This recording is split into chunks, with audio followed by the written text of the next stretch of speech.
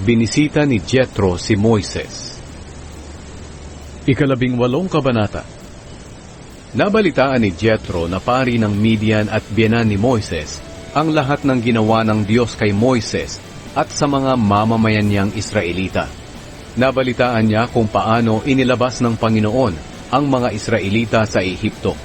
Pinauwi noon ni Moises kay Jethro na kanyang biyenan ang asawa niyang si Zipporah at ang 2 anak nilang lalaki. Ang pangalan ng panganay ay Gershom.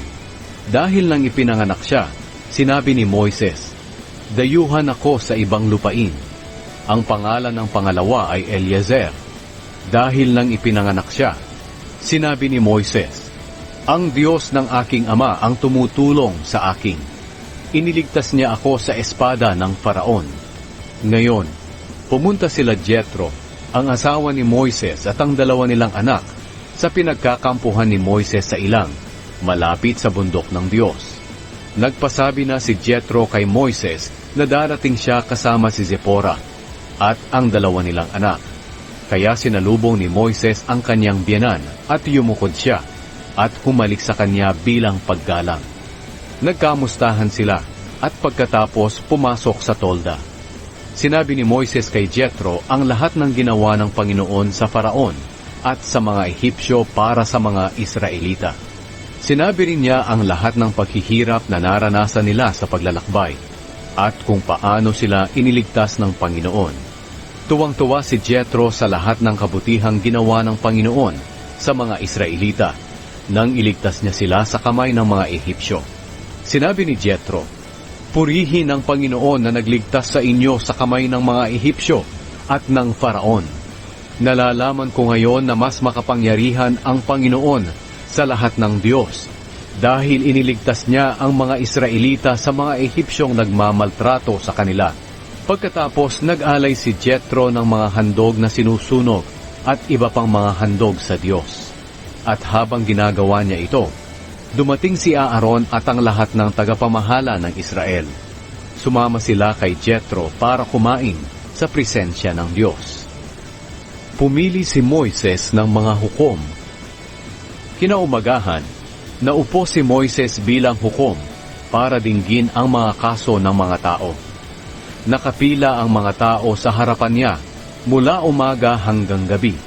Nang makita ito ni Jethro, sinabi niya kay Moises, "Bakit ginagawa mo ito para sa mga tao? At bakit mag-isa mo itong ginagawa?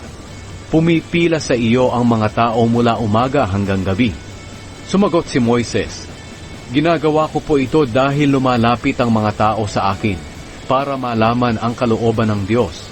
Kung may pagtatalo ang mga tao, dinadala nila ito sa akin, at ako ang nagdidesisyon kung sino sa kanila ang tama.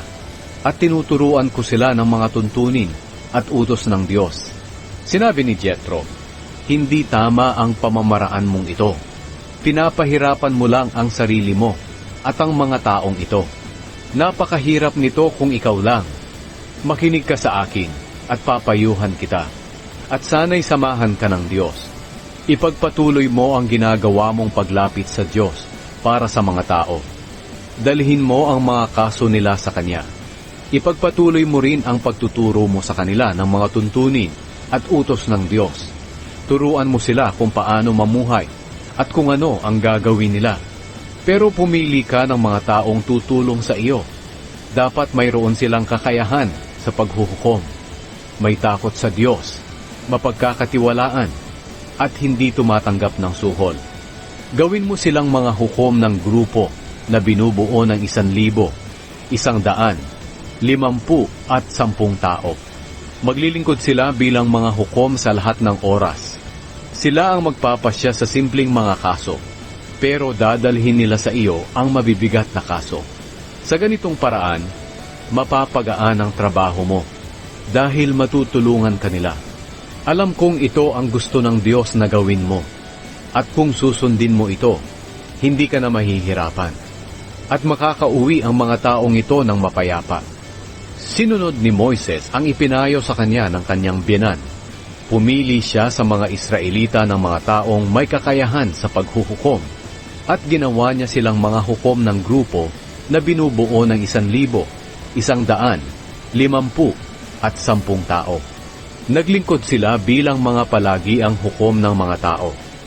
Sila ang nagpapasya sa mga simpleng kaso, pero kapag mabigat, dinadala nila ito kay Moises. Pagkatapos noon, pinayagan ni Moises ang kanyang biyenan na umuwi at bumalik sa sariling bayan.